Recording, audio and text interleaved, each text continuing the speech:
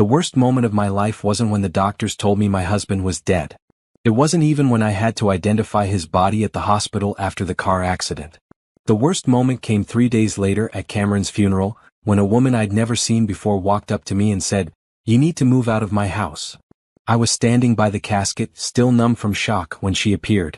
She was tall, dressed in a black dress that looked expensive, and she had this confidence that made people step aside as she moved through the crowd. I noticed her because she wasn't crying. Everyone else at the funeral had tears in their eyes, but this woman looked angry. "Excuse me?" I managed to say, sure I'd heard her wrong. "The house on Maple Street," she said, loud enough that people nearby turned to look. "Cameron's house. I need you to pack your things and leave by the end of the week." My mind went blank.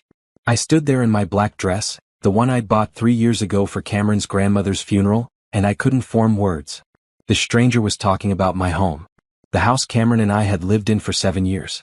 "I don't know who you are," I finally said, my voice shaking, "but you need to leave."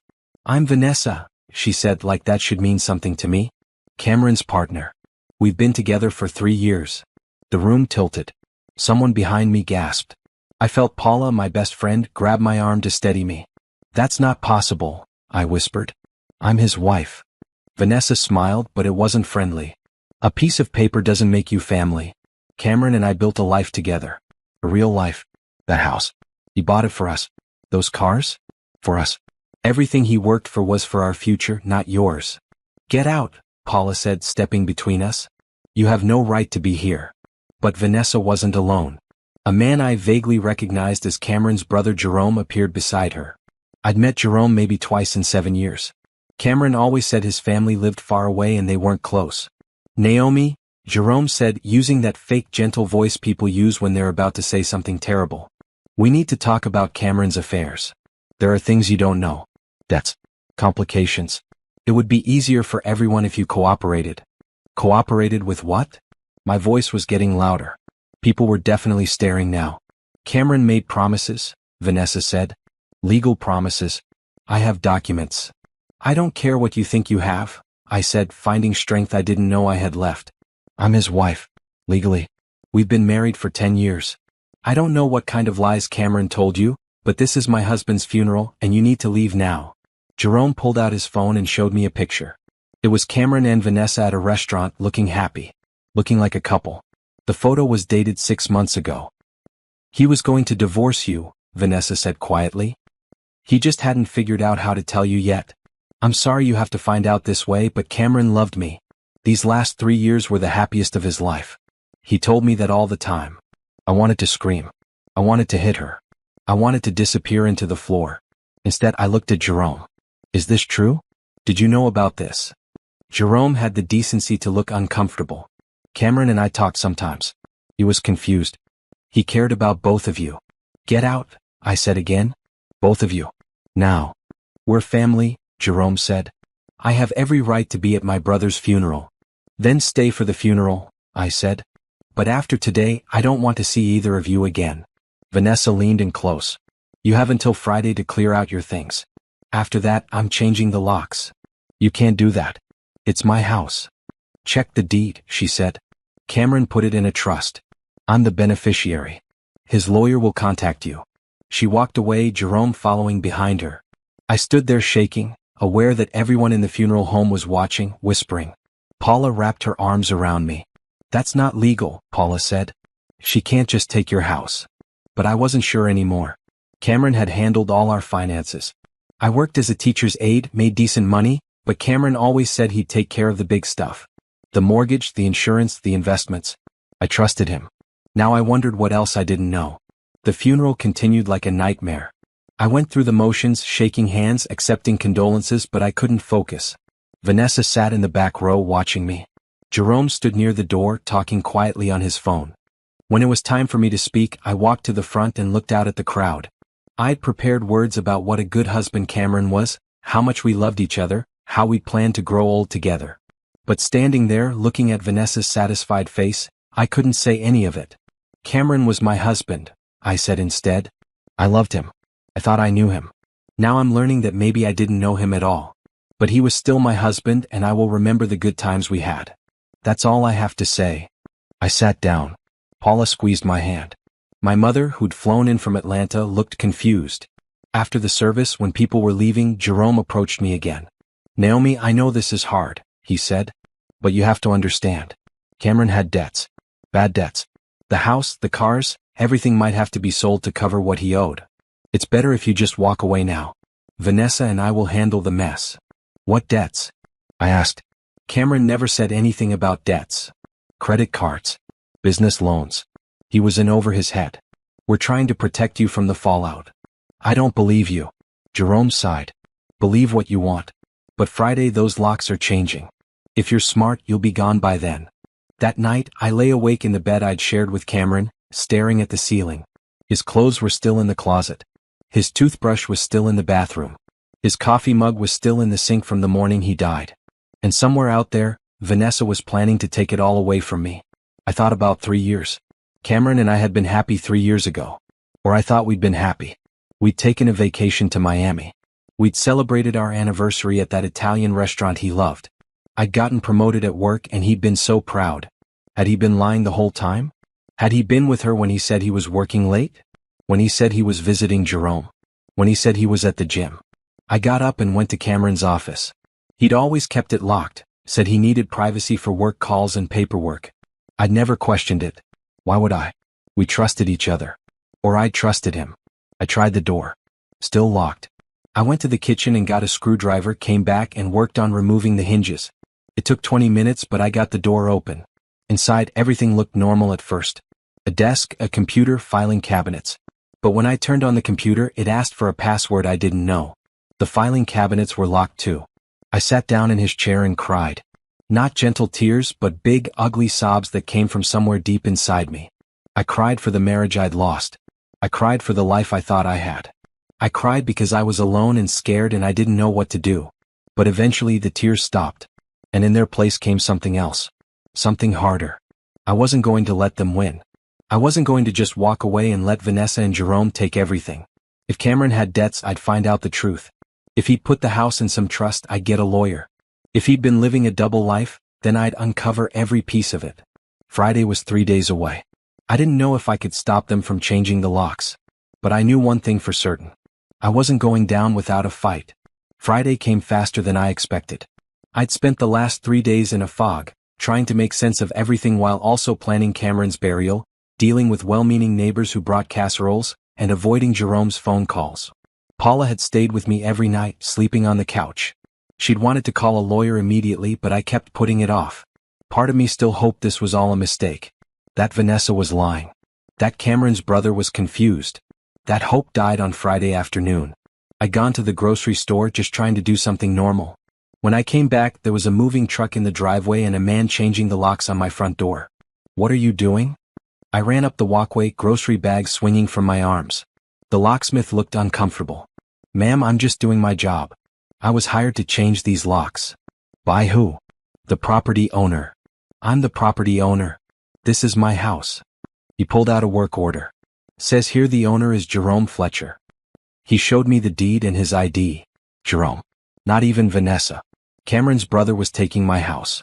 "That's wrong," I said, but my voice sounded weak even to me.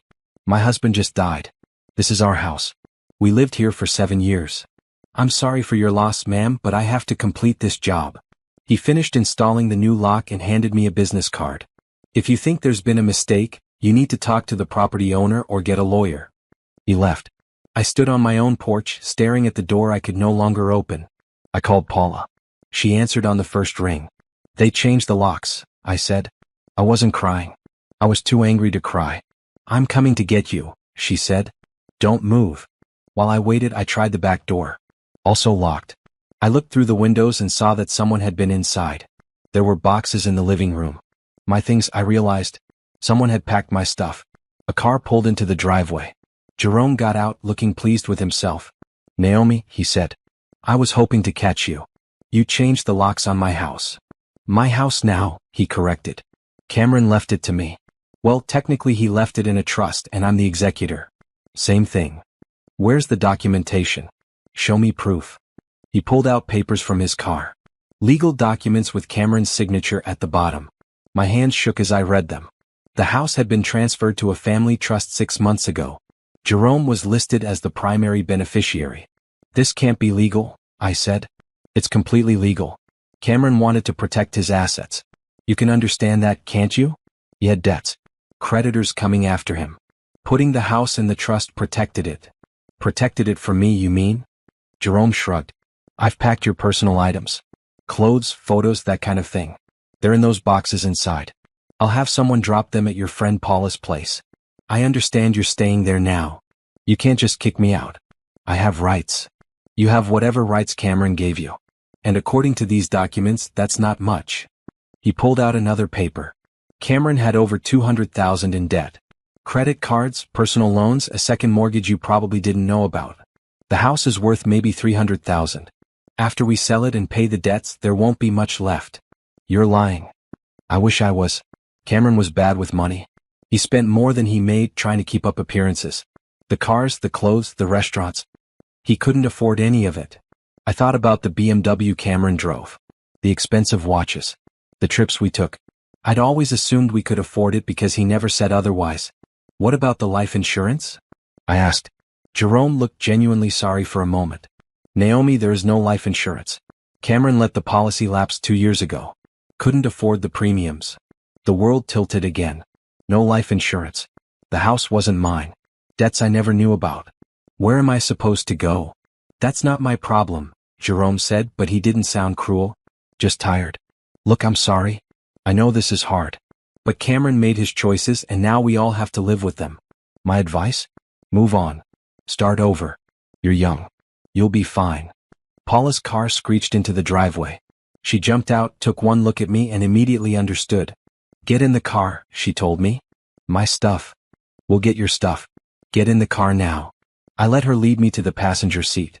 As we drove away, I looked back at the house. My home. The place where I'd laughed and cried and lived for 7 years. Where I thought I had a future. Now it was just a building I used to know. Paula took me back to her apartment, a small one-bedroom in a complex across town. She'd already made up the couch with sheets and blankets. You're staying here as long as you need, she said. I don't understand how this happened, I said, sitting down. How did I not know any of this? Because Cameron lied to you. About everything, apparently. My phone rang. Unknown number. I almost didn't answer, but something made me pick up. Mrs. Fletcher? This is Vanessa. Her voice was sweet, fake. I heard about the house. I'm sorry it had to be this way. What do you want? I wanted you to know that Cameron loved you once. A long time ago. But people grow apart. He and we had something special. Something real. He was married to me. A marriage that was over in everything but name. Cameron told me about how you two barely talked anymore. How you slept in separate rooms. How he felt trapped. We didn't sleep in separate rooms. We were fine. Were you? Vanessa asked. Or were you just not paying attention? I hung up. My hands were shaking. Paula sat beside me. What did she say? Lies. She's saying Cameron didn't love me, that our marriage was bad. But it wasn't. We were happy. Paula didn't say anything, which was somehow worse than if she'd argued. We were happy, I repeated. Okay, Paula said gently. But right now, we need to focus on practical things. Do you have access to any money? I pulled out my wallet. 2 credit cards, both in Cameron's name with me as an authorized user. 1 debit card connected to our joint checking account. Let me check the balance, I said, pulling out my phone. The checking account had $237. Last week, there'd been over $15,000. Someone withdrew almost all our money, I said, showing Paula the screen. Can you see who? I scrolled through the transaction history. A big withdrawal on Wednesday. The signature authorization showed Cameron's name, but that was impossible. Cameron had been dead since Sunday. Someone forged his signature, Paula said. Naomi, you need a lawyer.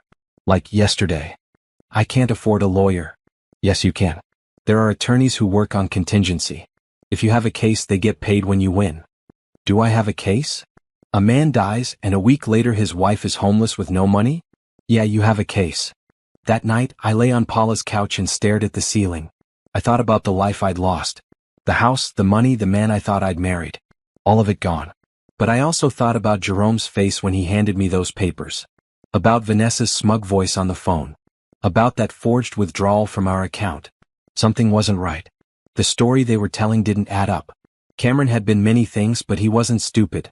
He wouldn't have let an insurance policy lapse without telling me. He wouldn't have racked up $200,000 in debt without me noticing something. Unless he'd been hiding it. Hiding all of it.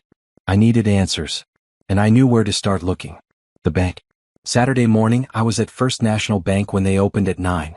I'd barely slept, spending most of the night going through every financial document I could remember. I'd found old bank statements, credit card bills, even the paperwork from when we bought the house. Something in those papers had to prove that Jerome was wrong. The bank was quiet, just a few people waiting for the tellers. I went straight to the customer service desk. "I need to speak with someone about my accounts," I told the young woman at the desk. "Do you have an appointment?" "No, but my husband just died, and I need to understand our financial situation." Her expression softened. "Let me see if Mr. Harrison is available. He's our branch manager." 5 minutes later, I was sitting in a small office across from Robert Harrison, a man in his 50s with kind eyes and a gentle voice. "I'm very sorry for your loss, Mrs. Fletcher," he said. "How can I help you today?"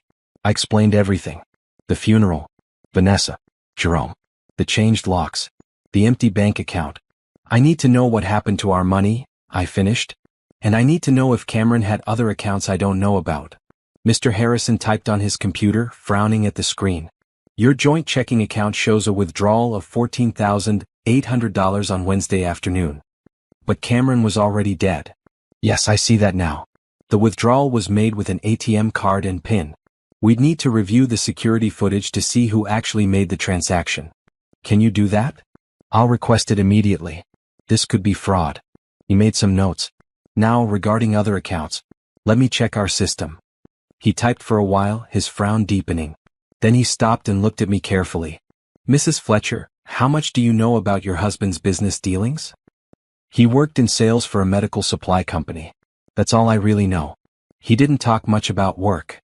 "Did he ever mention Fletcher Investments?" "No." "What's that?" Mr. Harrison turned his screen so I could see it. "It's a business account. Opened 4 years ago in your husband's name. The account currently has a balance of $167,000. I couldn't breathe. "That's not possible." "It's very possible. And there's more. Your husband had 3 other accounts with us. A personal savings account with $42,000. A money market account with $31,000. And a CD that matured last month worth $25,000. The room was spinning. "That's over $250,000. $265,000 to be exact." "But Jerome said Cameron had debts." "He said there was nothing left." Mr. Harrison's expression darkened. "Did Jerome say he was the executor of Cameron's estate?" "He said he was the beneficiary of a trust. That's different from an executor.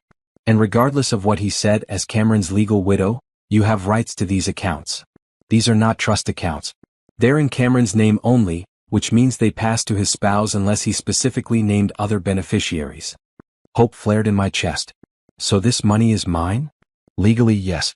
Though we'll need to go through proper probate procedures." "Do you have Cameron's death certificate?" "Yes, at home."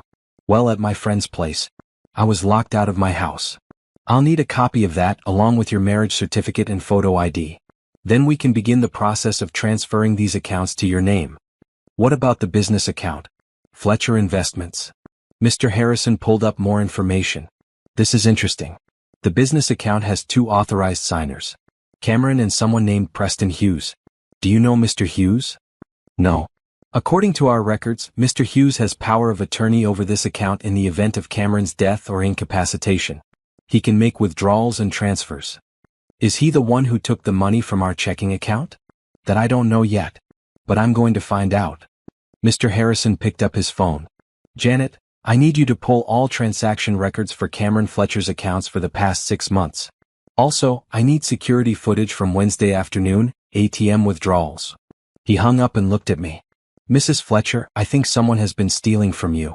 We're going to figure out who and stop them." For the first time in a week, I felt like someone was on my side. "What do I do now?" I asked. "First, we freeze all of Cameron's accounts except for this business one, which we can't touch because of the power of attorney. Second, you get a lawyer. A good one. Someone who specializes in estate law. Third, you get me those documents so we can start the official transfer process."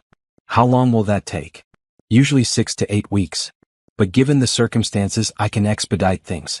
Maybe 3 weeks. I don't have 3 weeks, I said. I'm staying with a friend. I have no money. I lost my house. Mr. Harrison thought for a moment. Let me make a phone call. He left the office. I sat there trying to process everything. Over $250,000. Cameron had saved that much money without telling me. What was he planning to do with it? And who was Preston Hughes? Mr. Harrison came back with a woman in a business suit. This is Denise Chen from our legal department. I've explained your situation. Wait, I thought his name was Chen, not his position. Let me reread. No, this is a new character. Let me fix this. Actually, looking at the forbidden names list again, Chen is listed. So I need to change this character's name. Mr. Harrison came back with a woman in a business suit. This is Denise Turner from our legal department. I've explained your situation. Mrs. Fletcher, Denise said, sitting down. What's happened to you is unfortunately not uncommon. When someone dies unexpectedly, family members sometimes try to grab assets before the spouse can protect them. The good news is that you have legal rights. The bad news is that enforcing those rights takes time. I need money now, I said. I can't wait 3 weeks. I understand. Here's what we can do. We can give you a hardship withdrawal from Cameron's savings account. $5,000 to cover immediate expenses. It's not much, but it will help while we sort out the rest. That would be incredible. The catch is that you'll need to pay it back once the accounts are officially transferred to your name. Think of it as a loan against your inheritance. I'll take it. 2 hours later, I walked out of the bank with a check for $5,000 and copies of all Cameron's account statements. I also had the name and number of an attorney Mr. Harrison recommended, a woman named Sharon Mitchell who specialized in estate disputes. Paula was waiting in her car outside. I got in and showed her the check. Where did that come from? She asked. Cameron had secret accounts. Lots of them. Paula, there's over $250,000. What? I told her everything. The business account, the savings, the CDs. Preston Hughes. The stolen money from our checking account. So Jerome lied about the debts, Paula said. Either that or he doesn't know about these accounts. But someone knows. Someone's been moving money around. Who's Preston Hughes? I have no idea. But I'm going to find out. We drove back to Paula's apartment. I called the lawyer Mr. Harrison had recommended. Sharon Mitchell answered on the second ring. Mrs. Fletcher, Robert Harrison told me to expect your call. I've looked at the documents he sent over. You have a strong case. Can you help me? I can. But I need to be honest with you. This is going to get messy. If Jerome has documents showing a trust, we'll have to challenge them in court. If Vanessa has any claim to Cameron's assets, we'll have to fight that too. This could take months. I don't care how long it takes. I want what's mine. Good. Because these people are counting on you to give up. They're counting on you being too grief-stricken or too scared to fight back. We're going to show them they're wrong. We set up a meeting for Monday morning. When I hung up, I felt energized for the first time in days. Paula ordered Chinese food, and we spent the evening going through Cameron's bank statements.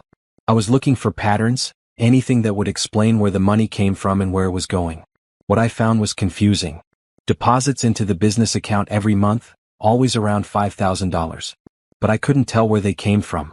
Withdrawals too, but not for normal things like bills or groceries. The amounts were weird. $733. $1,211. $899. What was he buying? Paula asked. I don't know. Nothing makes sense. My phone rang. Jerome. I almost didn't answer, but Paula nodded at me. Put it on speaker, she whispered. Hello. Naomi, we need to talk, Jerome said. I heard you went to the bank today. How did you know that? I have ways of finding things out. You need to stop digging into Cameron's finances. It's only going to make things harder. Harder for who? You. For everyone. Cameron had arrangements. Legal arrangements. You're going to mess everything up. The only thing I'm messing up is whatever scheme you and Vanessa have going. Jerome was quiet for a moment. What did the bank tell you? Enough to know you lied about the debts. Cameron had money. A lot of it. And I'm going to get it back. Those accounts are complicated. You don't understand what you're dealing with. Then explain it to me. I can't. Not over the phone. Meet me tomorrow. Let me show you the full picture. After that, if you still want to fight this, fine. But at least hear me out first. I looked at Paula. She shook her head. I'm not meeting you anywhere, I said. Anything you have to say, you can say to my lawyer. You got a lawyer? Naomi, that's a mistake. Lawyers just take your money and drag things out. We can settle this between us. Like you settled me out of my own house? That was necessary. Look, the truth is Cameron owed me money. A lot of money. I lent him cash when he was in trouble and he promised to pay me back. The house was collateral. Show me proof. I have proof. Loan documents signed by Cameron. I'll bring them to the meeting. No meeting. Send them to my lawyer. I gave him Sharon Mitchell's name and number. If you really have legal documents, she'll review them. Jerome sighed. You're making this harder than it needs to be. You changed the locks on my house, Jerome. You took everything I had. Don't talk to me about making things hard. I hung up. Paula was grinning. That was good. You stood up to him. I'm tired of being pushed around. My phone buzzed with a text from an unknown number. It was a photo. Cameron and Vanessa together, kissing. The caption read, "He loved me. Accept it and move on." I showed Paula. That's harassment, she said. Save that. Your lawyer will want to see it. I saved the photo, even though looking at it made me want to throw my phone across the room. Cameron was smiling in the picture. He looked happy. Happier than I'd seen him in a long time. Had he really been planning to leave me? Or was Vanessa making that up? I didn't know. And the not knowing was almost worse than anything else. But one thing was certain. I wasn't backing down. I wasn't going to let them win. Whatever Cameron had hidden, whatever secrets he'd kept, I was going to uncover all of it. Starting with Preston Hughes. Monday morning, I met Sharon Mitchell at her office downtown. She was younger than I expected, maybe 40, with sharp eyes and a no-nonsense attitude that immediately put me at ease. I've reviewed everything Robert Harrison sent over, she said, spreading documents across her desk. Your husband had a complicated financial life.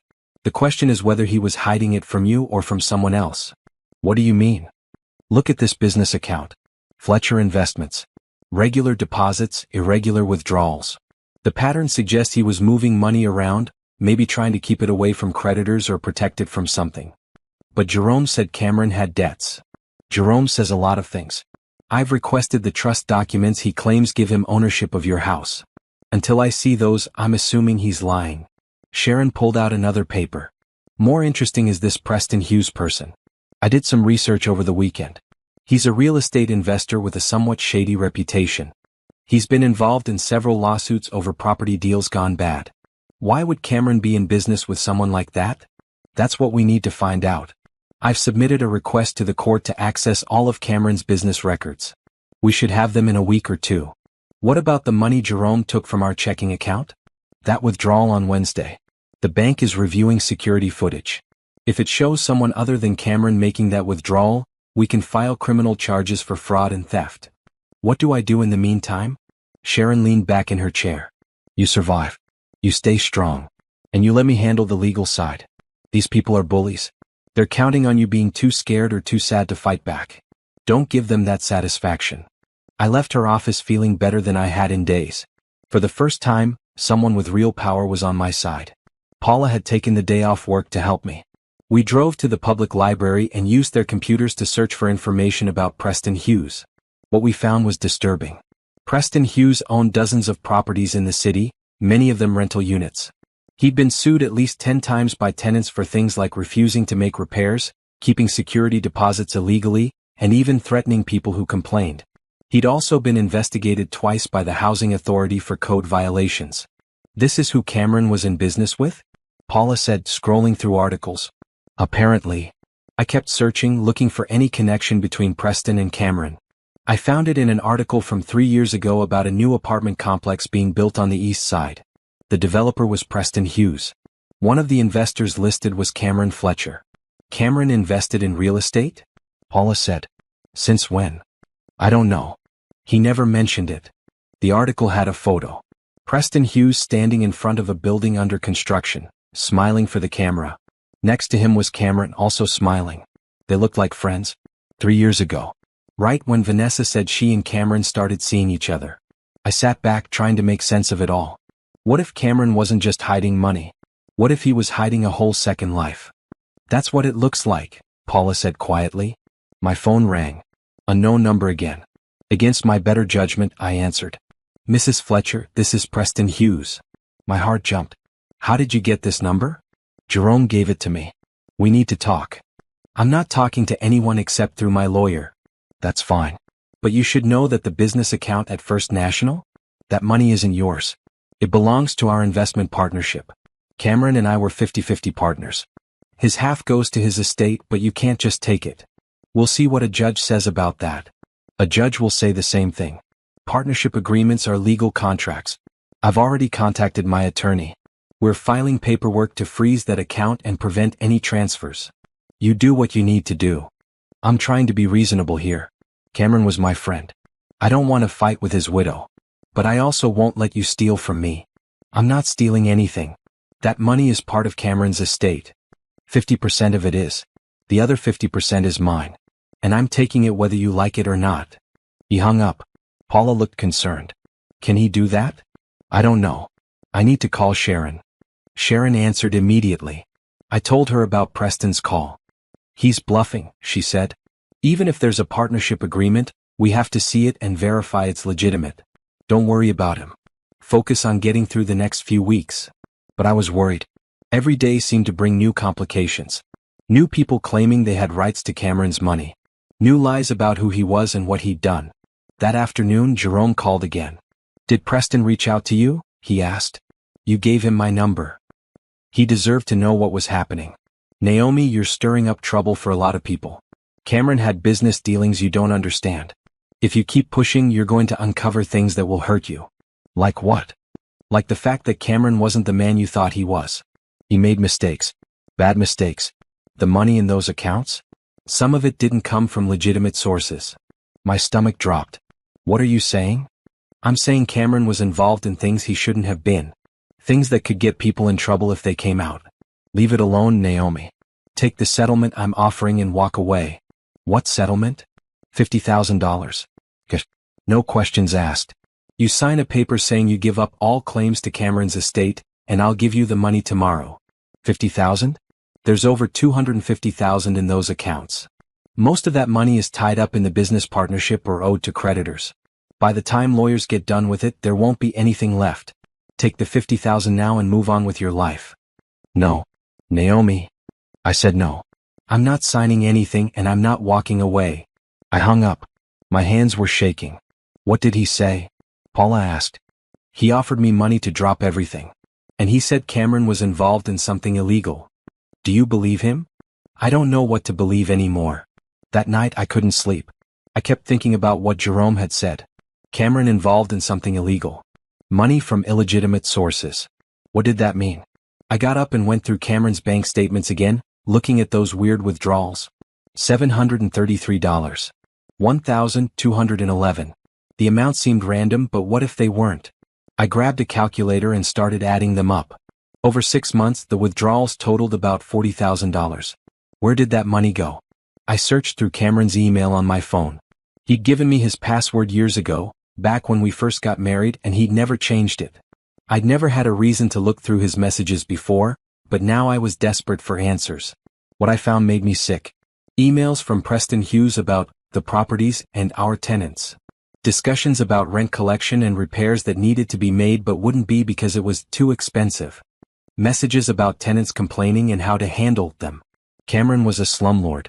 Or at least he was partners with one. There were emails from Vanessa too. Romantic messages about trips they'd taken together, plans for their future. She talked about how Cameron was going to leave me, how they'd start a new life together. How he'd promised her everything. But what struck me most were the emails from 3 months ago. Vanessa asking Cameron when he was going to file for divorce. Cameron saying he needed more time. Vanessa getting frustrated, saying she'd waited long enough. Then Cameron's response, I can't leave yet. If I divorce Naomi now, she'll get half of everything. I need to move the money first. Once it's all hidden away, then I'll file. I read that email 3 times, each time feeling more betrayed. He'd planned to divorce me. But first he'd planned to hide all our money so I couldn't get any of it. That was why he'd opened all those secret accounts. Why he'd put the house in a trust. Why he'd partnered with Preston Hughes. He was stealing from me before he even left. And then he died, and now Jerome and Vanessa were trying to finish what Cameron had started. I showed the emails to Paula in the morning. She read them silently, her expression getting darker with each one. That bastard, she finally said. He was going to leave me with nothing. But he didn't get the chance. Naomi, this is good news. This proves Jerome and Vanessa don't have legitimate claims. Cameron was trying to hide assets from you, which means they belong to you. I forwarded all the emails to Sharon Mitchell with a note explaining what I'd found. She called an hour later. These emails are gold, she said. They prove fraudulent intent. Cameron was trying to deprive you of your marital assets. That makes all those transfers invalid. The house, the trust, all of it. We can fight this. So I can get my house back? We can certainly try. I'm filing an emergency motion today to prevent the sale of the house and to freeze all of Cameron's accounts until we sort this out. What about Preston Hughes and his partnership claim? That's trickier. If he has a legitimate business partnership agreement, he's entitled to his share. But we need to see that agreement and verify it's real. What if it is real? Then he gets 50% of the business account, and you get the other 50%. That's still over $80,000 for you. Plus the other accounts Cameron had. It wasn't the life I'd thought I had. But it was something. It was enough to start over. I thought about Cameron that night. How I'd loved him. How I trusted him. How I'd believed we were building a future together. And all along he'd been planning to destroy me. Part of me still loved him. The man I thought he was. But that man had never existed. The real Cameron was a liar and a cheat who'd cared more about money than about the woman he'd married. I cried that night. Not for Cameron but for myself. For the years I'd wasted. For the future I'd lost. But when I was done crying, I got up. I washed my face. And I made a promise to myself. I was going to win this fight. Not for revenge, though that was part of it. But because I deserved better. I deserved to have something for the life I'd built, even if it had been built on lies. Cameron had tried to take everything from me. I wasn't going to let him succeed. Sharon Mitchell filed the emergency motion on Tuesday morning. By Wednesday afternoon we were in court. Jerome showed up with his own lawyer, a slick-looking man in an expensive suit named Roger Townsend. Vanessa was there too, sitting in the back row with a smug expression. The judge was a woman in her 60s named Judge Patricia Monroe. She looked tired and unimpressed by everyone in the courtroom. This is a motion to freeze assets and prevent the sale of real property, she said, reading from the documents. Mrs. Fletcher claims her late husband was attempting to hide marital assets. Mr. Fletcher claims he's the legal beneficiary of a trust. Both of you better have good evidence. Sharon stood up first. Your Honor, we have emails written by Cameron Fletcher himself stating his intent to hide assets from his wife before filing for divorce. These emails clearly show fraudulent intent. We're asking the court to invalidate any transfers made as part of this scheme. She submitted the emails I'd found. Judge Monroe read them, her expression darkening. Mr. Townsend, what's your response? She asked Jerome's lawyer. Roger Townsend stood, smooth and confident. Your Honor, my client is the innocent beneficiary of a family trust established by Cameron Fletcher. The trust was created legally and properly documented. Whatever Cameron's personal intentions may have been, the trust is valid. Show me the trust documents.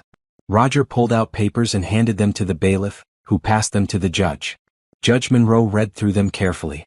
This trust was created 6 months ago, she said.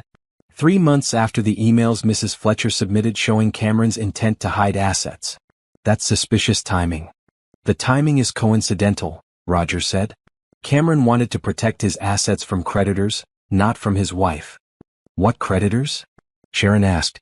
We found no evidence of significant debt. No lawsuits, no collection notices, no liens. Where are these creditors you keep mentioning? Roger hesitated. My client can provide documentation. Your client should have brought documentation today, Judge Monroe interrupted. This is an emergency motion. I expected both sides to come prepared. She looked at both lawyers. Here's what's going to happen. I'm issuing a temporary restraining order preventing the sale of the property at 847 Maple Street until we can sort this out. All of Cameron Fletcher's accounts are frozen pending a full hearing. Mr. Townsend, you have 2 weeks to produce evidence of these supposed debts and to prove the trust was created for legitimate purposes.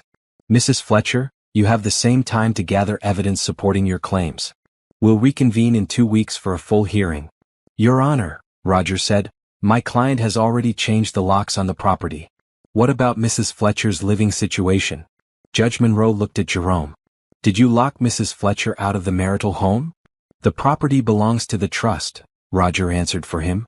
My client was protecting the asset. The asset that's currently in dispute? Judge Monroe's voice was sharp. Mr. Fletcher, I'm ordering you to provide Mrs. Fletcher with access to the property immediately. She can remove her personal belongings and any household items she needs. You will not interfere with her access. Is that clear? Jerome nodded, looking unhappy. Good. Court is adjourned. We filed out of the courtroom. In the hallway, Vanessa approached me. This is pointless, she said. Cameron loved me. He wanted me to have everything. You're fighting for something that was never really yours. Cameron was my husband. Legally. That means everything he had was half mine. A piece of paper doesn't make a marriage. Cameron and I had a real connection. Something you never gave him. Sharon stepped between us. Ms. Vanessa, you need to stop harassing my client. Any further contact will be reported to the police as harassment. Vanessa smirked.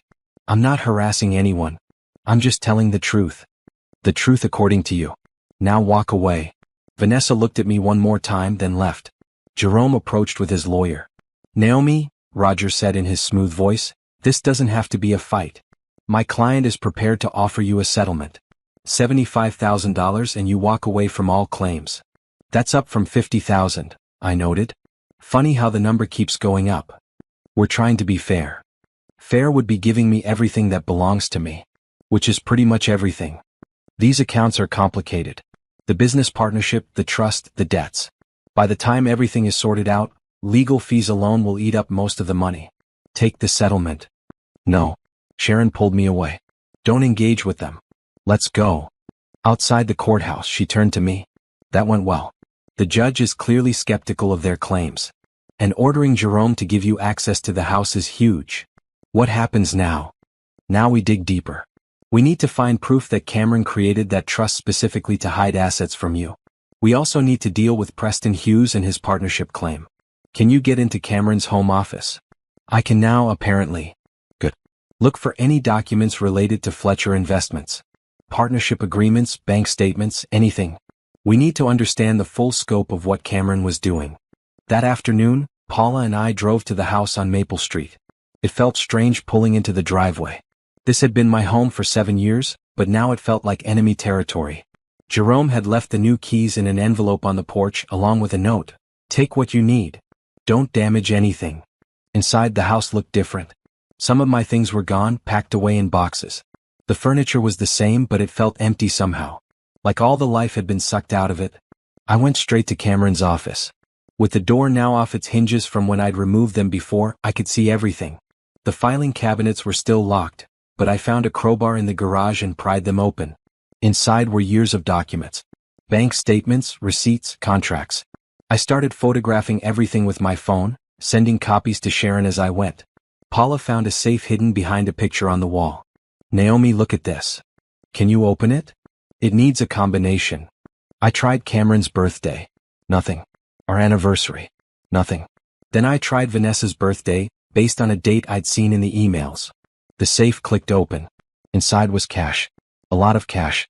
Stacks of $100 bills. How much is this? Paula asked. We counted it. $32,000. Why would he have this much cash hidden? Paula wondered. I don't know, but I'm taking it. I grabbed a bag and stuffed the money inside. Sharon said to document everything, right? This is evidence. We kept searching. In the back of one file cabinet, I found a folder labeled Fletcher Investments. Inside was the partnership agreement between Cameron and Preston Hughes. I read it carefully. They'd formed the partnership 3 years ago. Both invested $50,000 initially. Profits would be split 50-50. In the event of death, the surviving partner would have first right to buy out the deceased partner's share at fair market value. What does that mean? Paula asked. It means Preston can buy Cameron's half of the business. But he has to pay fair market value, whatever that is. There were also financial statements showing the business was worth over $400,000 now. Cameron's half would be worth $200,000. I photographed everything. We found more disturbing things too. Complaints from tenants about broken heat, mold, pest infestations. Letters from the city threatening code violations. All ignored. Cameron and Preston were making money by renting out substandard apartments to people who couldn't afford anything better. Made me sick. By the time we finished, it was dark outside. We'd been there for 6 hours, going through every piece of paper, every file, every drawer. I had what I needed though. Evidence of Cameron's business dealings. Evidence of the money he'd hidden. Evidence of his plans to leave me with nothing. On the way out, I stopped in the bedroom. Our bedroom. The bed was made with the same comforter we'd bought together 5 years ago. Cameron's slippers were still beside the nightstand. I pulled open his nightstand drawer and found a framed photo face down. I turned it over. It was a picture of Vanessa smiling at the camera. She was wearing lingerie. I left the photo there and walked out. I didn't want any more reminders of who Cameron really was. Paula drove us back to her apartment. We carried in the bag of cash and all the documents. "What now?" she asked. "Now I give everything to Sharon and let her do her job." My phone buzzed. Text from unknown number, "Saw you at the house today. Taking things that don't belong to you?" Another text, "That cash in the safe?" Cameron owed that to Preston. "You just stole from a very dangerous man." I showed Paula. "That's definitely harassment," she said. "Save those texts." I saved them and sent them to Sharon. She called immediately. "These texts might be from Preston Hughes. Don't respond. If he contacts you again, we're filing a police report for harassment and intimidation." "Do you think he's really dangerous?" "I don't know. But I'm not taking chances.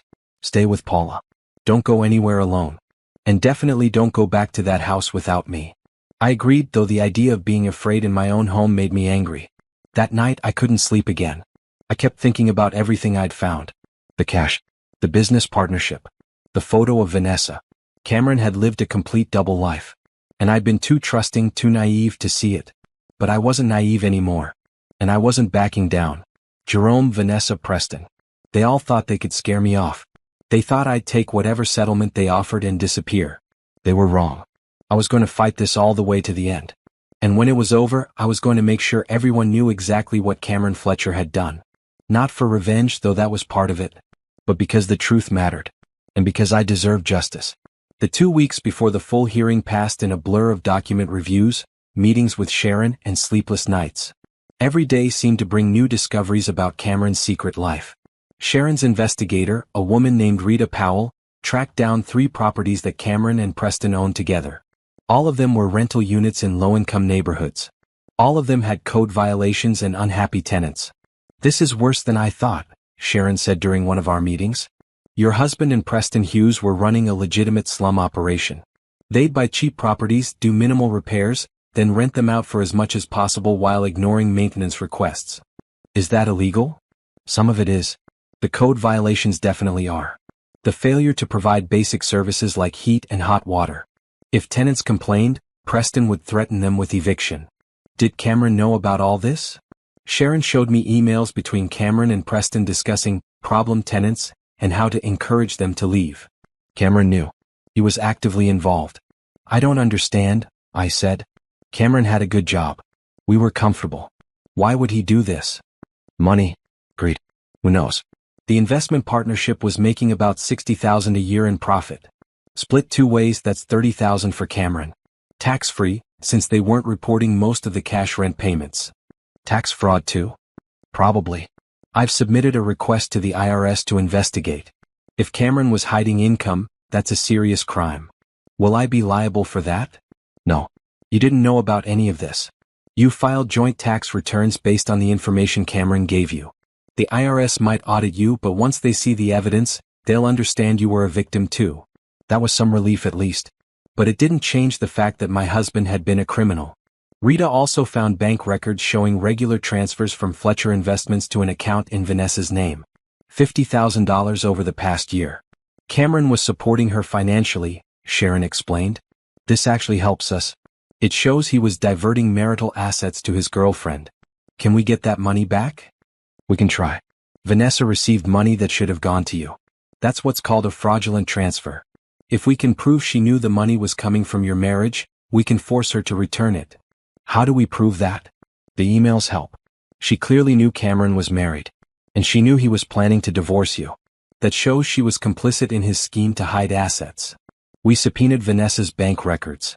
She fought it, but the judge ordered her to comply. When we got the records, they showed she'd spent most of the money Cameron gave her. Expensive clothes, trips, jewelry. She's going to have to pay it back, Sharon said. Even if she doesn't have it anymore. What if she can't pay? Then we get a judgment against her. We can garnish her wages, put a lien on any property she owns. She'll be paying it back for years. Good, I thought. Let her suffer the way I've suffered. Preston Hughes was a different problem. His lawyer argued that the business partnership was legitimate and separate from Cameron's marriage. Even if Cameron had used marital funds to invest initially, the partnership had grown on its own. Preston deserved his share. Sharon argued that the partnership was formed with money that should have been disclosed to me. Cameron had used our savings to invest without telling me. That made the partnership a marital asset. The judge will probably split the difference, Sharon warned. You'll get something but maybe not everything. How much? Hard to say. Best case, you get Cameron's full half of the business, which is worth about $200,000. Worst case, the judge decides the partnership is separate property and you get nothing. What's likely? Somewhere in the middle. Maybe the judge orders Preston to buy out Cameron's share at fair market value, and you get the money. That's probably the cleanest solution. I could live with that. $200,000 was a lot of money. Enough to start over. The question was the house. Jerome's trust claim was falling apart under scrutiny. The trust had been created after Cameron's emails about hiding assets. The judge clearly didn't believe it was legitimate. I think we can get the house back, Sharon said. But it might take time. Jerome could appeal, drag things out. In the meantime, you can't live there because it's tied up in litigation. I don't want to live there anymore anyway, I said. Too many bad memories. Can I sell it? Once you get ownership back, yes. The house is worth about $300,000. After you pay off the mortgage, you'll probably clear $200,000. So between the house, the business partnership, and Cameron's other accounts, I was looking at maybe $500,000. It wasn't the life I'd planned. But it was enough to rebuild. The full hearing was scheduled for Thursday. Sharon prepared me for what to expect. Jerome's lawyer is going to try to make you look bad. Like you were a negligent wife who didn't pay attention to the finances. Don't let him bait you. Stay calm. Answer honestly. What if I don't know the answer? Then say you don't know. Don't guess. Don't speculate. Just tell the truth. Thursday morning, I put on the nicest clothes I owned and met Sharon at the courthouse. The courtroom was packed. Jerome and his lawyer were there. Preston Hughes and his lawyer. Vanessa sat in the back again watching everything. Judge Monroe called the hearing to order. We're here to determine the rightful ownership of various assets left by Cameron Fletcher, she said. This court has reviewed extensive documentation from both sides. Let's start with the trust. Mr. Townsend, have you produced evidence that the trust was created for legitimate purposes? Roger Townsend stood. Your Honor, my client created the trust at Cameron's request to protect family assets. This is common practice in estate planning. The trust was created 3 months after emails showing Cameron intended to hide assets from his wife. That's not estate planning. That's fraud. We dispute that characterization. Dispute it all you want. I've seen the emails. I've seen the timeline. The trust is invalid. Judge Monroe signed a paper. I'm ordering the house at 847 Maple Street transferred to Naomi Fletcher. Mr. Jerome Fletcher has no claim to it. Jerome's face went red. His lawyer leaned over to whisper something to him. What about the debts my client claims Cameron owed him? Roger asked. What about them? I've seen no documentation. No loan agreements. No promissory notes. No evidence of any kind that Cameron borrowed money from his brother. If Mr. Jerome Fletcher has such evidence, he should have produced it by now. We can get documentation. You've had 2 weeks. You got nothing because there is nothing. Sit down. Roger sat, looking frustrated. Judge Monroe turned to Preston Hughes. Mr. Hughes, explain your claim to the business assets. Preston's lawyer stood.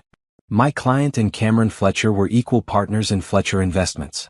The partnership agreement clearly states that in the event of death, the surviving partner has first right to buy out the deceased partner's share. At fair market value. Correct. And what's fair market value? We believe it's approximately $100,000. Sharon stood immediately. Your Honor, that's absurd. The business assets are worth over $400,000. Mr. Cameron Fletcher's share is worth at least $200,000. Mr. Hughes's valuation is based on liquidation value, Preston's lawyer explained. If the business were sold today, accounting for debts and liabilities. What debts? Sharon interrupted. The business has minimal debt. It's been profitable for 3 years. Judge Monroe held up her hand. I'm ordering an independent appraisal of Fletcher Investments. A neutral third party will determine fair market value.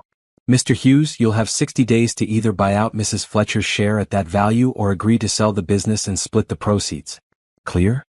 Preston nodded, but he didn't look happy. Now let's address these bank accounts.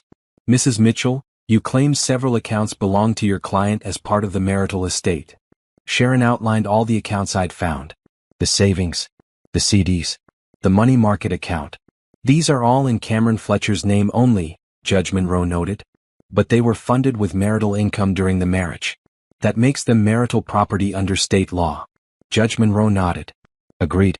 Mrs. Fletcher is entitled to these accounts. I'm ordering them transferred to her immediately. Jerome's lawyer tried one more time. Your Honor, if I may. No, you may not. I've heard enough. Here's my ruling. The house goes to Mrs. Fletcher. The bank accounts go to Mrs. Fletcher. The business partnership will be appraised, and Mr. Hughes will either buy it out or it will be sold and proceeds split. As for Ms. Vanessa Crawford. Vanessa sat up straight in the back row. Ms. Crawford, you received $50,000 from Cameron Fletcher over the past year. Money that should have gone to support his marriage and household. You're ordered to repay that money to Mrs. Fletcher.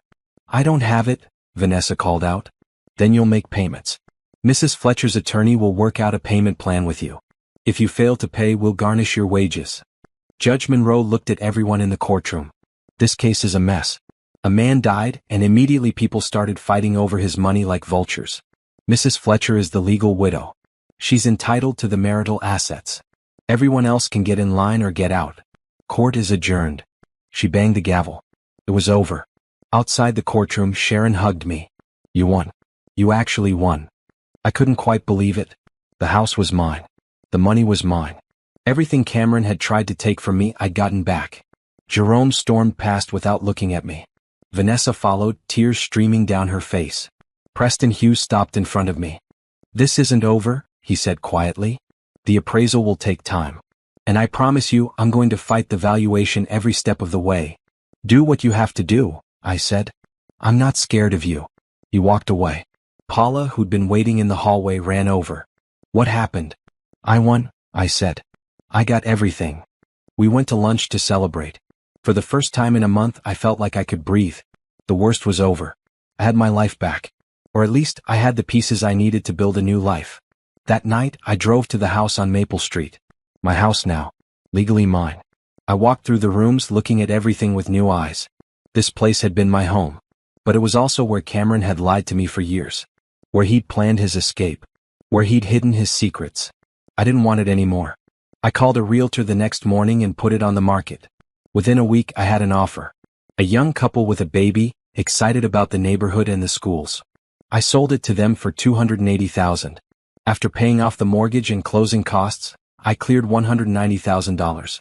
Combined with the money from Cameron's bank accounts and what I'd eventually get from the business partnership, I was looking at close to $500,000. It was more money than I'd ever had in my life. And I knew exactly what I was going to do with it. The weeks after the court victory should have been peaceful. I'd won. I'd gotten justice. I should have been able to move on. But Preston Hughes wasn't giving up. The independent appraisal came back valuing Fletcher Investments at $420,000. Cameron's share was worth $210,000. Preston's lawyer immediately challenged the appraisal, claiming it was inflated. They hired their own appraiser who valued the business at only $250,000, making Cameron's share worth $125,000. This is ridiculous, Sharon said. They're trying to cheat you out of almost $100,000. Can they do that? They can try. But the judge already ordered an independent appraisal. Unless they can prove it was done incorrectly, it stands. Preston's lawyer filed motion after motion, delaying everything. Weeks turned into months. The 60-day deadline came and went. Finally, Judge Monroe had enough. She called everyone back to court. Mr. Hughes, she said, her voice sharp with impatience, you have three choices. Buy out Mrs. Fletcher's share at the appraised value of $210,000. Agree to sell the business and split the proceeds. Or I'll appoint a receiver to liquidate everything and distribute the money. You have 1 week to decide. Preston stood up. Your Honor, I'd like to speak. Go ahead. Cameron Fletcher was my friend. We built this business together. I don't want to lose it. But I also can't afford to pay $200,000 right now. My cash flow doesn't support it.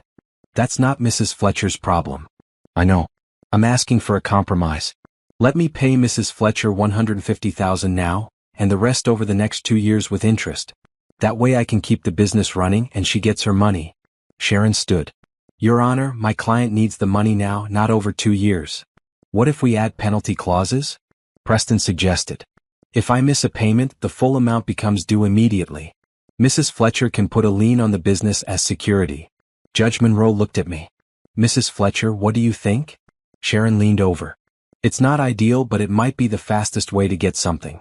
If he defaults, you can force the sale of the business. I thought about it. $150,000 now was better than nothing. And if Preston missed payments, I'd end up with the full amount plus penalties. I'll agree, I said. But I want the first payment within 2 weeks. And the contract needs to be ironclad. Done, Preston said. The judge ordered the lawyers to draft an agreement. 2 weeks later, I had a check for $150,000 and a contract guaranteeing monthly payments of $3,000 for the next 20 months. It wasn't perfect, but it was progress. With the house money in the bank accounts, I now had over $350,000. More than I'd ever dreamed of having. Paula and I were having coffee when I brought up what I wanted to do with the money. I've been thinking about all those tenants, I said. The people living in Cameron and Preston's buildings. They're being treated terribly. High rent, terrible conditions. Nobody advocating for them. What are you saying? I want to do something about it. Use my money to help them. How? I don't know exactly. Maybe start a nonprofit. Something that helps people deal with bad landlords and estate fraud. There have to be other people going through what I went through. Paula smiled. That's a great idea. You could really make a difference. I'd need help though. I don't know anything about running a nonprofit. I could help. I've been thinking about leaving my job anyway. The hours are terrible and the pay is worse. We could do this together. Really? Really? You said it yourself. There are people out there who need advocates. Who need someone to fight for them the way Sharon fought for you. Let's be those people. We spent the next month researching and planning. I hired a lawyer to help set up a nonprofit called New Beginnings. The mission was to help widows and families dealing with estate disputes and housing problems. I rented a small office space and bought used furniture. Paula quit her job and came on board as my partner. We hired an accountant to handle the books and a paralegal to help with legal research. Our first client was a woman named Tasha whose husband had died, leaving her with 3 kids and a mountain of debt. The husband's family was trying to take her house, claiming he'd promised it to them before he died. It sounded familiar. We helped her find a lawyer and connected her with resources. Within 2 months, she'd won her case and kept her home. Word spread. More people came to us. Women whose husbands had hidden money. Families dealing with predatory lenders. Tenants being harassed by landlords. We couldn't help everyone, but we helped who we could. 4 months after opening, we had 20 active cases and a waiting list of people who needed assistance. I felt good about the work. Like I was turning something terrible into something positive. Cameron's betrayal had hurt me, but maybe it could help others. Then Preston stopped making payments. He's 2 months behind, our accountant told me. That's $6,000. Sharon immediately filed a motion to enforce the contract. Preston's lawyer claimed cash flow problems. Business was slow. He needed more time. He had one job, Sharon said. Pay on time. He failed. The contract is clear. The full balance is now due immediately. We went back to court. Judge Monroe was not sympathetic. Mr. Hughes, you agreed to these terms. You've defaulted. I'm ordering you to pay the full remaining balance of $60,000 within 30 days, plus late fees and penalties. If you don't pay, Mrs. Fletcher can force the sale of Fletcher Investments. Preston's face went pale. I don't have $60,000. Then you should have made your payments on time. Outside the courthouse, Preston confronted me directly. You're destroying me, he said. That business is all I have. You should have thought about that before you stopped paying. I had unexpected expenses. The properties needed repairs.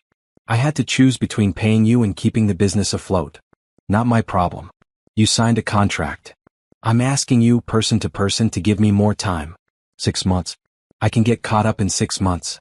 No. Please. Cameron was my friend. Don't do this. Cameron was a lot of things, but he wasn't my friend. And neither are you. You've got 30 days to pay or I'm taking your business. He didn't pay. 30 days later, Sharon filed paperwork to force the sale of Fletcher Investments. Preston tried to fight it, but the contract was clear. He defaulted and I had the right to collect. The business was sold at auction. A property management company bought it for $380,000. After Preston's share and various fees, I received $192,000. Combined with everything else, I now had over $500,000. Preston called me after the sale went through. "I hope you're happy," he said. "You've destroyed everything Cameron and I built. What you built was a slumlord operation that took advantage of poor people. I'm glad it's gone." "Easy for you to say. You got rich off it. I got what was mine. There's a difference. Cameron would be ashamed of you." That made me laugh. Actually laugh. Cameron would be ashamed of me? Cameron, who was planning to divorce me after hiding all our money? Cameron, who was cheating on me for years? That Cameron? He loved Vanessa. He was going to leave you for her. Then he should have left. Instead, he lied and schemed and tried to steal from me. Don't talk to me about Cameron's shame. I hung up. That night I thought about Cameron. About the man I'd married versus the man he'd actually been. About the life I'd thought we had versus the reality. I didn't miss him anymore. The grief was gone, replaced by something else. Not quite anger, but definitely not forgiveness either. Acceptance maybe. Acceptance that he'd been flawed and weak and selfish. Acceptance that our marriage had been a lie. But also acceptance that I'd survived. That I'd fought back and won. That I was stronger than he'd ever given me credit for. Jerome called a few days later. It was the first time I'd heard from him since the court case. "Naomi, I owe you an apology," he said. "Really? I was wrong about the trust. I believed Cameron when he said it was legitimate. I didn't know he was trying to hide money from you. You changed the locks on my house, Jerome. You threw me out. I know. And I'm sorry. I thought I was doing the right thing. Protecting family assets. I didn't realize I was helping Cameron steal from you. What do you want?" "Nothing. I just wanted to say I was wrong. And I'm glad you fought back. You deserved better than what Cameron did to you." I didn't know what to say to that. "Take care of yourself, Naomi," Jerome said and hung up. Vanessa was another matter. She'd been ordered to repay the $50,000 Cameron had given her. She was supposed to make monthly payments of $500. She made exactly 2 payments, then stopped. Sharon filed for wage garnishment. Vanessa quit her job and disappeared for a while. We finally tracked her down working at a salon under a different name. The garnishment went through. Every 2 weeks, a portion of her paycheck was automatically sent to me. She called me once crying. "You're ruining my life. You helped ruin mine first." I loved him. We were going to be together. He was married. To me. You knew that and you didn't care. He said your marriage was over. It wasn't over until he died. And even if it had been, that doesn't give you the right to the money he stole from me. I didn't know it was stolen. You knew he was hiding assets. You knew he was planning to divorce me and leave me with nothing. That makes you complicit. She hung up crying. I didn't feel bad about it. Was I being cruel? Maybe. But these people had tried to take everything from me. They'd kicked me when I was down, assumed I was too weak or too stupid to fight back. They'd been wrong. And now they were paying for it. 6 months after Cameron's death, my life looked completely different. I'd moved into a nice apartment in a better part of town. Nothing fancy but clean and safe and mine. Paula and I had expanded New Beginnings into a full-service advocacy organization with 3 employees and dozens of active cases. The money from Cameron's estate was almost gone, but in a good way. I'd invested most of it in the nonprofit and kept just enough for my own living expenses and emergency fund. Every day I went to work helping people who were going through situations like mine.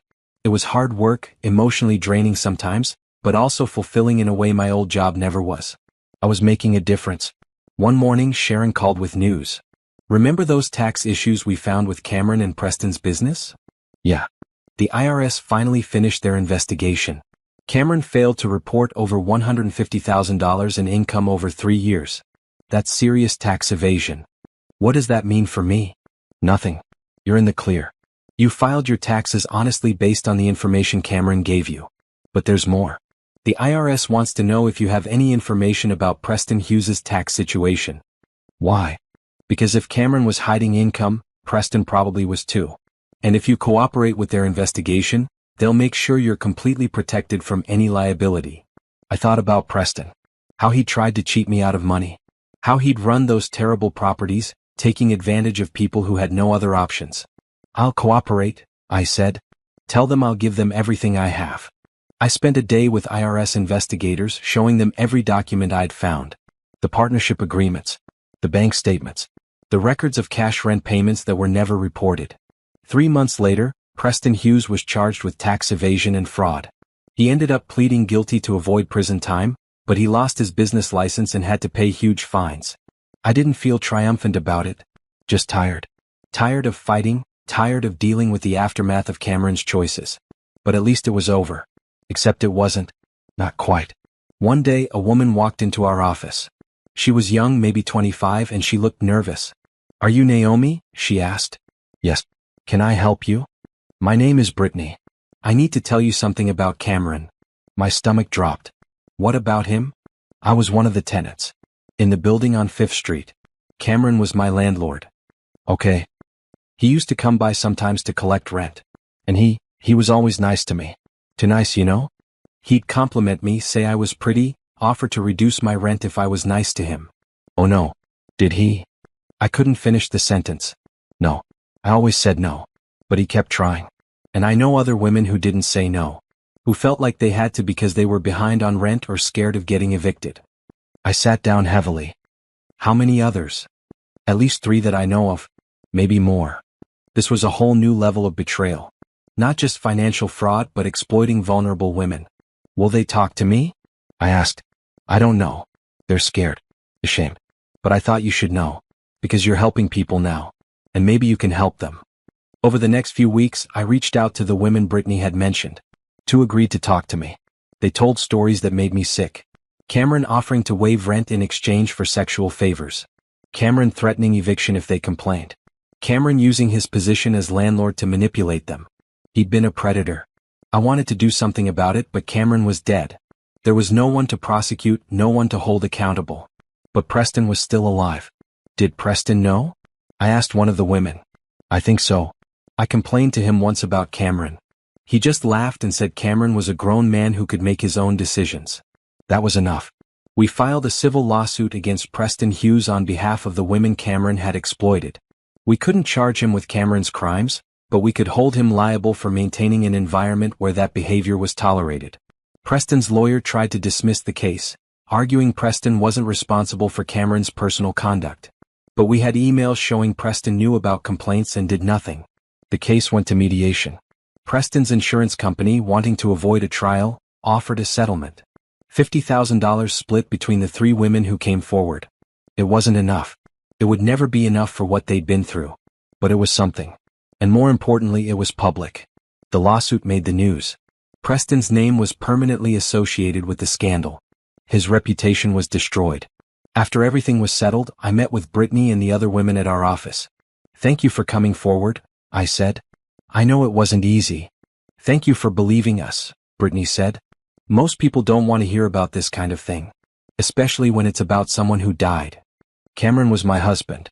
I loved him, or I thought I did. But that doesn't mean I have to protect his reputation. Not when he hurt people." "Are you okay?" one of the other women asked. "Finding out all this stuff about your husband?" "I don't know," I admitted. "Part of me wishes I could have stayed ignorant. Just remembered him as the man I thought he was. But I can't unknow what I know now." "What will you do?"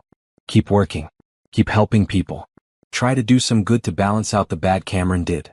They thanked me and left. Paula, who'd been listening from her office, came out. "You handled that well," she said. "I don't feel like I handled it well. I feel like I'm constantly learning new terrible things about a man I lived with for 10 years. You didn't know because he hid it from you. I should have seen something. Some sign that he was capable of this. Don't blame yourself for his choices. You're not responsible for what he did." I knew she was right, but it didn't make me feel better. That night, I went through old photos of Cameron and me. Wedding pictures. Vacation photos. Candid shots from happier times. In every picture we looked happy. We looked like a normal couple who loved each other. But it had all been a lie. Or at least it had become a lie somewhere along the way. I thought about burning the photos, destroying every reminder of him. But I didn't. Instead, I put them in a box and stored them away. They were part of my history, even if they represented something that wasn't real. I couldn't change the past, but I could control how I moved forward. A year after Cameron's death, I was invited to speak at a conference for widow support groups. They wanted me to talk about rebuilding after loss and betrayal. I almost said no. I didn't want to be defined by what Cameron had done to me. But then I thought about all the women who'd come to new beginnings, who were going through similar situations and felt alone. So I said yes. I stood on that stage and told my story. Not all of it, but enough. The sudden death. The discovery of the affair. the fight for my assets, the choice to use my pain to help others. When I finished, the room erupted in applause. Women came up to me afterward, crying, telling me their own stories. Stories of husbands who'd lied, families who'd betrayed them, systems that had failed them. I gave each of them a card for new beginnings. We can't fix everything, I told them, but we can try to help. And sometimes just knowing someone else understands makes all the difference. Driving home that night, I thought about justice. Real justice, not just legal victory. I'd won in court. I'd gotten the money, kept the house initially before selling it, protected my rights. But that wasn't really justice. Justice was using my experience to help others. Justice was standing up for women who couldn't stand up for themselves. Justice was making sure Cameron's legacy wasn't just one of betrayal, but also of the good that came after. That was the justice I cared about now. 18 months after Cameron's death, I stood in our new office space and smiled. We'd outgrown the old office and moved into a bigger location with room for 6 employees and proper meeting spaces. New Beginnings was thriving. We'd helped over 100 families with estate issues, housing problems, and financial fraud. Paula was officially my co-director, and we'd hired a social worker, 2 paralegals, and an office manager. The work was hard, but it mattered. One afternoon, a familiar name came across my desk. Vanessa Crawford was requesting our services. I almost laughed. The woman who'd helped Cameron try to steal from me now wanted my help? Should I tell her no? Paula asked. I thought about it. My first instinct was to refuse. To let her struggle the way she'd made me struggle. But that wasn't who I wanted to be. Set up a meeting, I said. Let's hear what she needs. Vanessa came in the next day. She looked different. Thinner, older somehow. The confidence she'd had at Cameron's funeral was gone. Thank you for seeing me, she said quietly. What do you need? My boyfriend died. We weren't married, but we lived together for 2 years. His family is trying to take everything. Our apartment, our car, our savings. They're saying I have no rights because we weren't married. The irony wasn't lost on me. Do you have any documentation showing you lived together? Shared bills, joint accounts, anything? Some. But not much. He handled most of the finances. I pulled out an intake form. Tell me everything. She told her story. It sounded familiar because it was almost identical to what she tried to do to me. Her boyfriend's family claiming she had no rights. Threatening legal action. Taking property. When she finished, I looked at her directly. Why should I help you? She met my eyes. Because I was wrong. What I did to you, what I tried to do, it was wrong. I knew Cameron was married. I knew he was lying to you. I didn't care because I thought I loved him and he loved me. That's not an excuse. I know. I'm not making excuses. I'm just saying I understand now what I did. And I'm sorry. I can't change the past, but I can try to be better. I studied her. She seemed sincere, but I'd been fooled before. If we take your case, you'll work with one of our paralegals. Not with me directly. And you'll continue making your court-ordered payments. All of them. On time. If you miss even one, we drop you. Understood. Understood. And Vanessa? If I find out you're lying about anything, we're done. I won't be manipulated again. I'm not lying.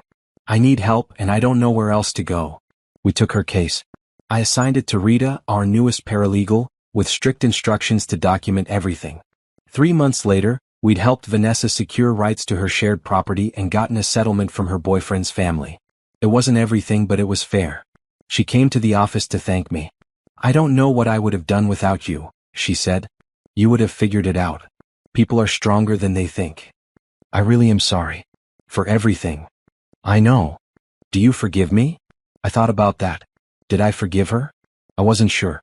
The pain she'd caused was real. But holding on to anger wasn't helping anyone. I don't know if I forgive you, I said honestly. But I don't hate you anymore. That's the best I can do right now. She nodded. That's more than I deserve. After she left, Paula came into my office. That must have been hard, she said. It was. But it was also the right thing to do. We can't help people selectively based on whether we like them. You're a better person than I am. I would have thrown her out. Maybe. But then I'd be just as bad as the people who tried to hurt me. I don't want to be that person. The success of New Beginnings brought media attention. We were featured in local news stories, and I was interviewed for articles about widows' rights and estate fraud. One interview led to an invitation to testify before the state legislature about needed reforms in estate law. They were considering a bill to protect surviving spouses from fraudulent claims by family members. I prepared testimony outlining everything I'd been through.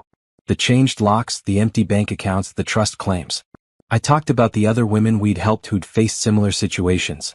The current system assumes families will act in good faith, I told the committee. But when someone dies, greed often takes over. Surviving spouses need stronger protections. They shouldn't have to spend months fighting in court just to access money that's legally theirs.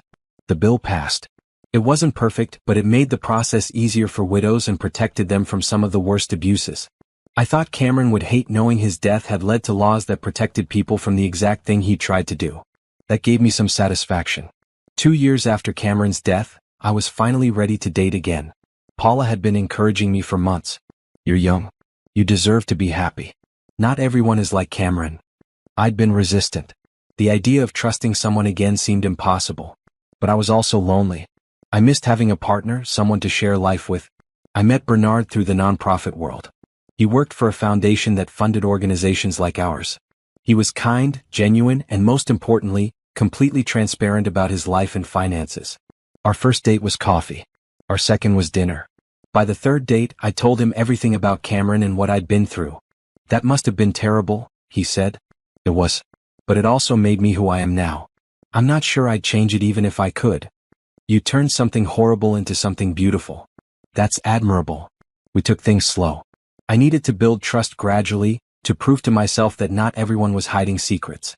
6 months in, Bernard asked if I wanted to meet his family. I said yes. His parents were warm and welcoming. His sister asked what I did for work and I told her about new beginnings. That's amazing, she said. The world needs more people like you. It felt good to be seen for who I was now, not just as Cameron's widow or the woman who'd been betrayed. I was Naomi, someone who helped people, who'd built something meaningful from pain. At year 3, new beginnings expanded again. We opened a second location in a neighboring city and partnered with law schools to provide free legal clinics. Paula and I were featured in a national magazine article about women entrepreneurs who turned personal tragedy into successful businesses. Do you ever think about Cameron? The interviewer asked me. Sometimes, I admitted, but not the way I used to. He's not the villain in my story anymore. He's just someone who made bad choices. My story is about what I did after, not about what he did to me. Do you think you've forgiven him? I don't know. I've accepted what happened. I've moved on. Maybe that's close enough to forgiveness. Jerome called out of the blue one day. I saw the article, he said. I'm proud of what you've built. Thank you. I've been thinking a lot about Cameron lately. About the choices he made. I wish I'd been a better brother to him. Maybe if I'd confronted him about his behavior, things would have been different. Or maybe not. People make their own choices. Still, I'm sorry for my part in everything. I should have questioned him more. I should have stood up for you. You did what you thought was right at the time. That's all any of us can do. Have you forgiven him? Cameron, I mean. I've let go of the anger. I don't know if that's the same as forgiveness. But it's enough for me to move forward. That's more than he deserved. Maybe. But I didn't do it for him. I did it for me. Looking back on those 3 years, I could see how much I'd changed. I wasn't the naive woman who trusted blindly anymore. But I wasn't bitter or broken either. I'd taken the worst thing that ever happened to me and used it to help others. I'd turned pain into purpose. And that felt like the best kind of revenge. Not hurting the people who'd hurt me, but succeeding in spite of them. Building a life that mattered. Cameron had tried to destroy me. Instead, he'd created someone stronger than he could have imagined. That was my victory. 5 years after Cameron's death, I stood in front of a room full of women at our annual New Beginnings conference. The organization had grown beyond anything Paula and I had imagined. We now had offices in 4 cities, 15 employees, and partnerships with law firms across the state. When my husband died, I told the audience, I thought my life was over. I thought I'd lost everything. And in a way I had. But I'd also been given an opportunity. A chance to rebuild from scratch, to become someone new, to find purpose in the pain. The women in the audience nodded. They understood. Many of them had similar stories. Betrayal, loss, the fight to reclaim what was rightfully theirs. The question I get asked most often is whether I've forgiven my husband for what he did. The answer is complicated. I don't spend time hating him anymore. I don't lie awake at night thinking about his betrayal. But I also haven't forgotten. The truth is, forgiveness isn't a destination. It's a process. And I'm still processing. After the conference, a young woman approached me. She looked familiar, but I couldn't place her. Miss Fletcher? I'm Christina. I was one of the tenants in your husband's building. You helped my mom a few years ago with a housing discrimination case. I remember. How is your mom? She's good. She actually bought her own house last year. But I wanted to thank you. Not just for helping her but for what you're doing for everyone. You could have taken your money and disappeared. Instead, you used it to help people like us. It felt like the right thing to do. It was more than right. It was extraordinary. Interactions like that made all the hard work worthwhile. Bernard and I had been together for 3 years now. We'd moved in together a year ago, and while I'd been nervous about sharing space and finances again, he'd been patient with my need for transparency and independence. He never made me feel like I was broken or damaged from what Cameron had done. He just loved me, scars and all. One evening he proposed. Nothing fancy, just the two of us at home cooking dinner together. I love you, he said. And I want to spend my life with you. But I also want you to know that I understand if you're not ready. If you never want to get married again, that's okay too. I looked at him. At this kind, honest man who'd never lied to me, never hidden anything, never made me doubt his intentions. I want to marry you, I said. But I need you to understand something. I'm not the woman I was before. Cameron changed me. The things that happened changed me. I'm more cautious now. More independent. I need space and freedom and honesty above everything else. I know. And I love exactly who you are now. We got married 6 months later in a small ceremony with close friends and family. Paula was my maid of honor. Bernard's best friend from college was his best man. It felt nothing like my first wedding. That had been big and traditional, all about appearances and family expectations. This was intimate and real, just about two people who loved each other committing to build a life together. On our honeymoon, Bernard and I talked about the future. He wanted to know what came next for new beginnings. I've been thinking about writing a book, I said. About everything that happened. Not just my story but all the stories of the women we've helped. I think it could help more people. You should do it. It means being public about everything. The affair, the fraud, Cameron's exploitation of those women. Everything. Are you ready for that? I thought about it. Was I ready for the world to know the full truth about my marriage and Cameron's crimes? Yes, I said. I think I am. Not because I want revenge or to hurt Cameron's memory, but because these stories need to be told. Women need to know they're not alone. They need to know they can fight back and win. I spent the next year writing. It was painful, reliving everything that had happened.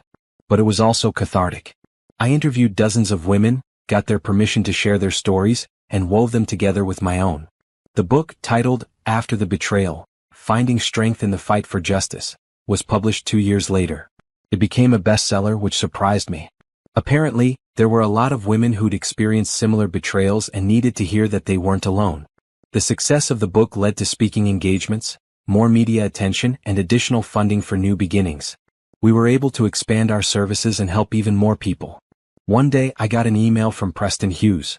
He was out of prison now, working a regular job and trying to rebuild his life. I know you have no reason to care, he wrote, but I wanted to tell you I'm sorry. I've had a lot of time to think about the choices I made. The way Cameron and I treated those tenants. The way we tried to cheat you out of money. Was wrong. All of it. I don't expect forgiveness, but I wanted you to know I've changed. I'm trying to be better. I didn't respond to the email. Some wounds don't need closure. Some people don't deserve a response. But I did think about it. About how Cameron's death had rippled outward, affecting so many lives. Preston, Vanessa, Jerome, the tenants, the women Cameron had exploited. All of us connected by one man's choices. 10 years after Cameron's death, I was invited back to that state legislative committee. They wanted an update on how the estate protection laws were working. The laws have helped, I testified. But there's still work to do. We need better enforcement mechanisms. We need education programs so people understand their rights. We need support systems for surviving spouses who are dealing with both grief and financial betrayal. One of the committee members asked, "What would you say to someone going through what you went through?" I'd say fight. Don't give up even when it seems impossible. Don't let people tell you you're being greedy or vindictive for wanting what's rightfully yours. And don't let anyone make you feel guilty for being angry. Anger is appropriate when someone betrays you. Use it. Let it fuel you. But don't let it consume you. And after the fight is over, then you rebuild. You take whatever pieces are left and you make something new. Something better. Something that honors not who you were, but who you've become. On the 10-year anniversary of Cameron's death, Bernard and I went to the cemetery. I hadn't been there since the funeral. I'd had no desire to visit the grave of a man who'd betrayed me so completely. But now, a decade later, I felt differently. Not softer exactly, but more at peace. We stood in front of the headstone. Cameron Fletcher, beloved son and brother. No mention of husband. Jerome had chosen the words and I hadn't fought it. Do you want me to give you some space? Bernard asked. No. Stay. I looked at the stone and thought about everything that had happened. The pain, the anger, the fight, the victory, the growth. I don't hate you anymore, I said to the stone. I don't love you either. I just acknowledge that you existed, that we had a life together, and that it ended badly. You tried to destroy me, but you failed. I'm stronger now than I ever was when we were together. So thank you, I guess, for teaching me what I'm capable of. Bernard squeezed my hand. We stood there for a few more minutes, then walked away. I didn't look back. That night, Paula came over for dinner. The three of us, Paula, Bernard, and I, sat around our table talking about new beginnings and what came next. We've helped thousands of people, Paula said. Changed laws. Written a best-selling book. What's left? Everything, I said. There are still women out there who need help. Still families being torn apart by greed and betrayal. Still people who think they have no options. We keep going until there's no one left to help. So basically forever, Paula laughed. Basically forever. Bernard raised his glass. To new beginnings. To second chances. To turning pain into purpose. We clinked glasses. Later, after Paula left and Bernard had gone to bed, I sat in my home office looking at photos from the past decade. Pictures of women we'd helped. Court victories. The day we opened our second office. My wedding to Bernard. I thought about the woman I'd been 10 years ago.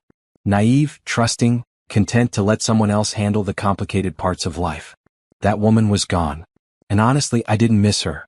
The woman I'd become was stronger, wiser, more capable.